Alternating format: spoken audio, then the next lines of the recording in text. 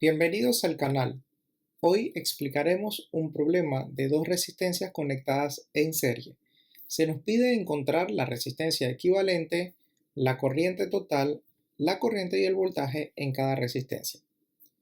Observamos que la resistencia R1 y R2 que muestra la figura se encuentran conectadas en serie.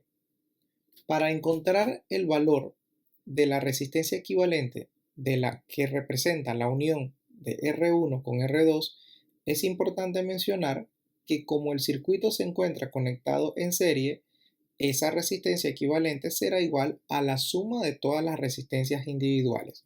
Veamos.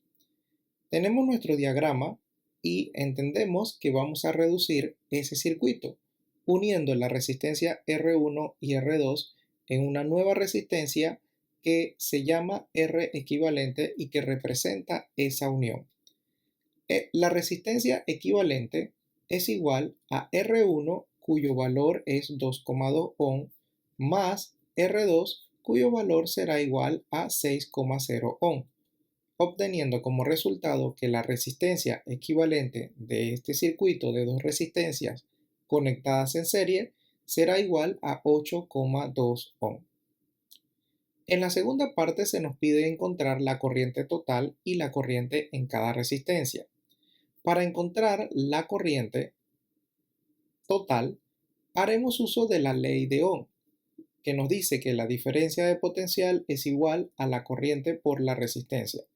Si despejamos, encontramos que la corriente será igual a la diferencia de potencial entre la resistencia equivalente.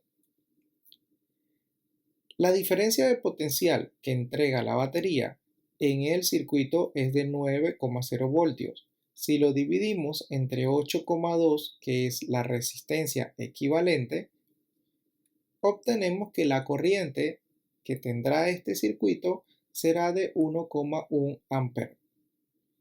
Importante mencionar que para una combinación de resistencias en serie, la misma corriente pasa a través de cada resistencia, lo que significa que en la resistencia 1 tendremos una corriente de 1,1 amperes y por la resistencia 2 también se tendrá una corriente de 1,1 amperes. Recuerden que la resistencia equivalente es el resultado de la unión de R1 más R2 que se encuentran originalmente conectadas en serie. En el caso C, nos preguntan el voltaje o la diferencia de potencial en cada resistencia.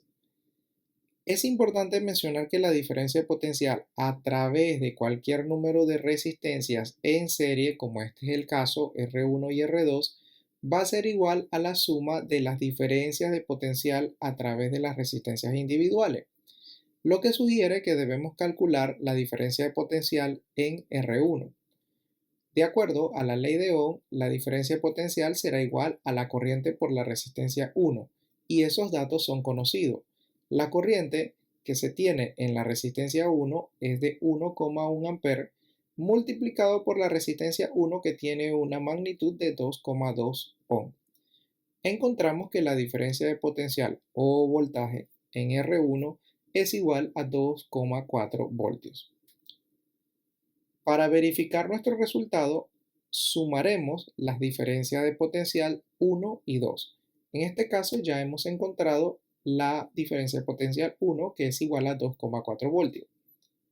En el caso R2, la diferencia de potencial será igual a 1,1, la corriente que fluye por esa resistencia, multiplicada por la resistencia 2 que es de 6,0 ohm. Y encontramos que la diferencia de potencial 2 es igual a 6,6 voltios. Si a esos 6,6 voltios le sumamos los 2,4 voltios, encontramos como resultado 9,0 voltios, que es la diferencia de potencial que entrega la batería o la fuente de nuestro circuito.